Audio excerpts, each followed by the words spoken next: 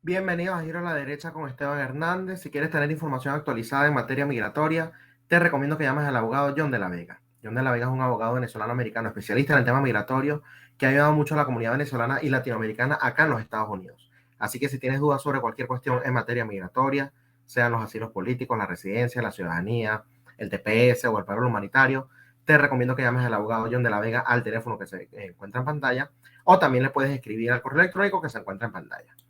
Y bueno, iniciamos con lo más destacado del día.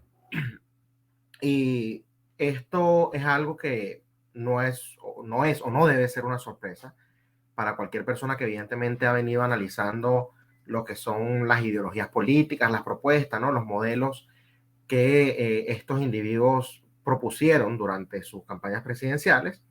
Y es que, bueno, en estos momentos todo el mundo sabe que la región básicamente se está pintando de rojo y no es sorprendente que ninguno de estos mandatarios, que muchos de ellos apenas lo que tienen son unos meses, evidentemente empiecen a promover políticas que sean características de, bueno, una agenda de extrema izquierda.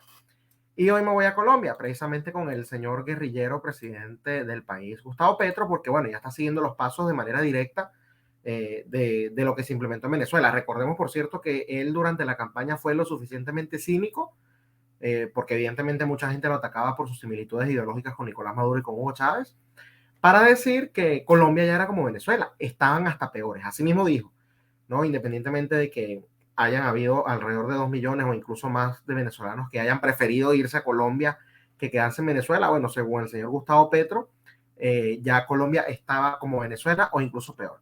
Pero bueno, eso sí se puede hacer realidad eventualmente porque ya inició con sus agendas oscuras, y es que resulta que ya anunció que iba a controlar el precio de varias cuestiones, empezando por la electricidad. Sin embargo, tengo entendido que lo que tienen en agenda es irse incluso a otros bienes y servicios, tal cual como se hizo en Venezuela en su momento.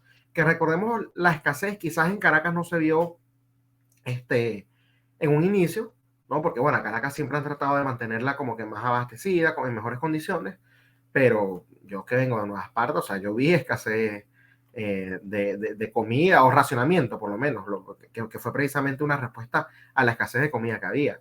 Y lo mismo con el tema de la electricidad. Por cierto que Nueva Esparta, a diferencia de otros estados, tenía un servicio eléctrico privado llamado Seneca, y bueno, después fue nacionalizado, se dio el contrato que le habían dado a esta empresa, y bueno, eso es otro cuento, pero justamente después de la nacionalización fue que se empezaron a vivir estos racionamientos de luz. Ahora en Colombia ya se viene entonces el primer control de precios porque inician con el tema de la electricidad. Dice Gustavo Petro que eso está bajo sus poderes constitucionales, y bueno, él da una serie de argumentos, aunque parece que la Constitución dice otra cosa.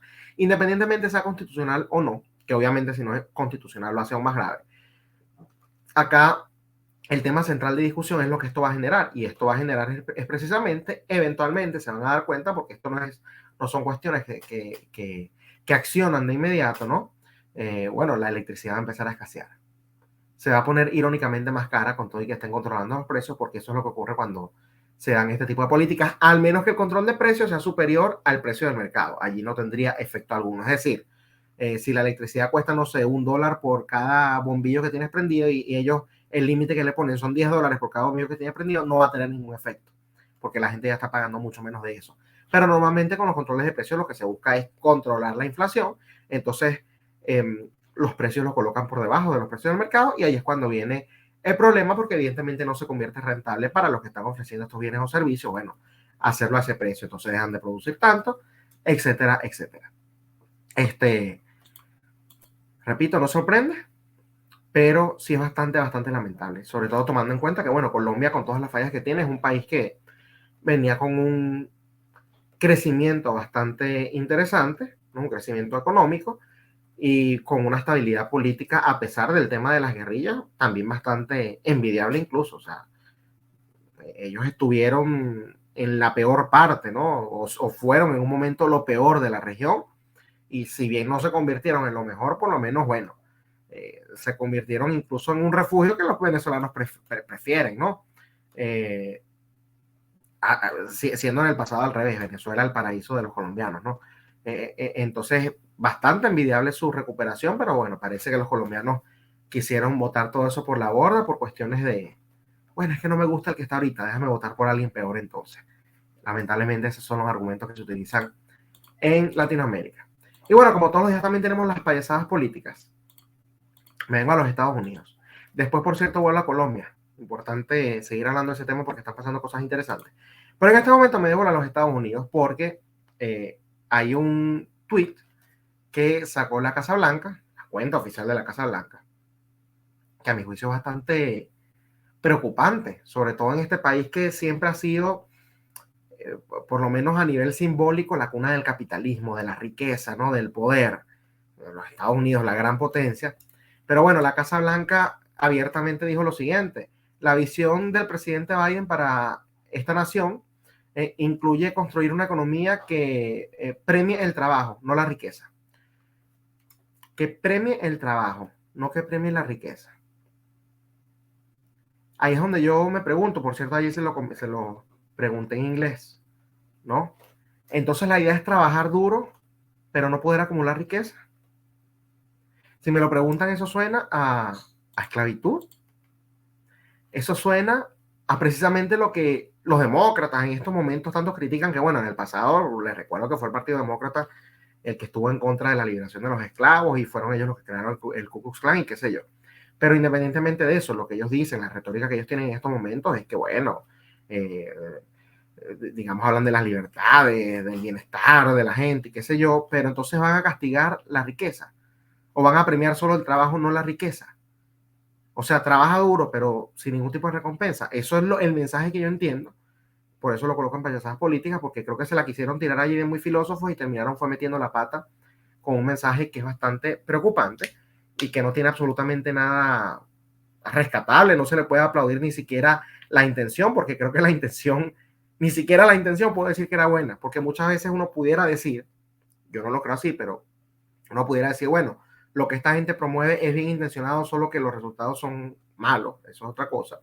Pero en este caso creo que ni siquiera la intención es buena. Así que se los dejo a criterio de cada quien.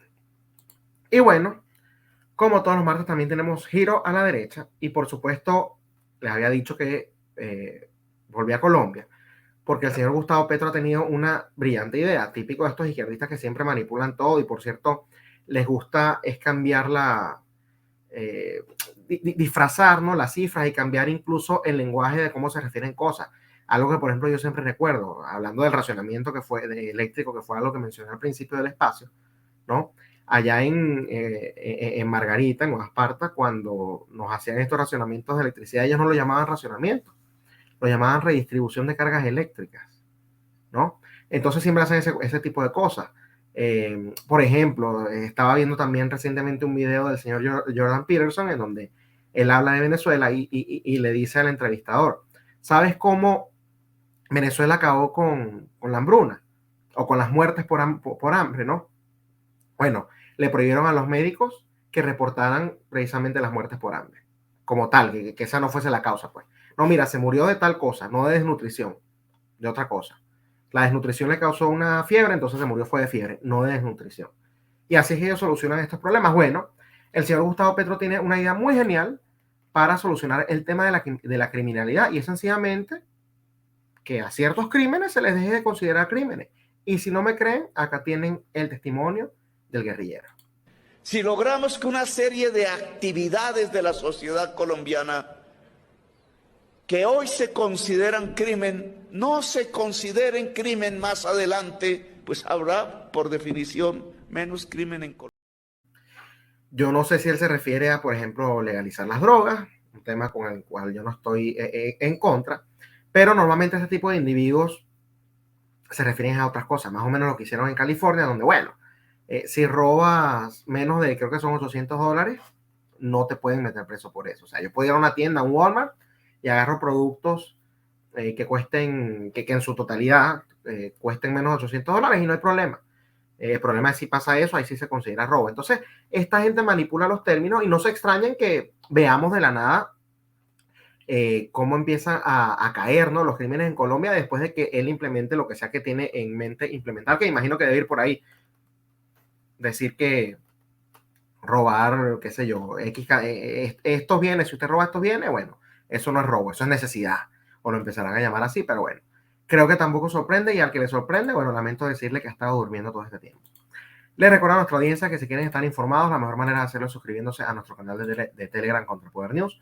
Se bajan la aplicación y colocan en la barra de búsqueda Contrapoder News, acá tiene cómo se escribe, le das clic al canal, clic a suscribirse y a partir de ese momento comienza a recibir las noticias como un mensaje directo para que esté siempre informado. También los invito a que nos sigan en nuestra cuenta de Twitter, @contrapoder30, en la de Instagram, @contrapoder3.0, y por supuesto que se suscriba acá al canal de YouTube, que active también las notificaciones, la campanita, para que cada vez que montemos contenido exclusivo, usted sea el primero en enterarse, que le dé like a este video y lo más importante de todo, como siempre digo, que lo comparta con sus familiares y amigos, porque de esta manera ellos también pueden estar informados, y recuerden que una persona bien informada es un voto menos para la izquierda. Esto ha sido todo por hoy en Giro a la Derecha con Esteban Hernández, pero nos vemos nuevamente mañana por esta misma plataforma que es Contrapoder 3.0, el canal de la derecha en YouTube. Hasta mañana.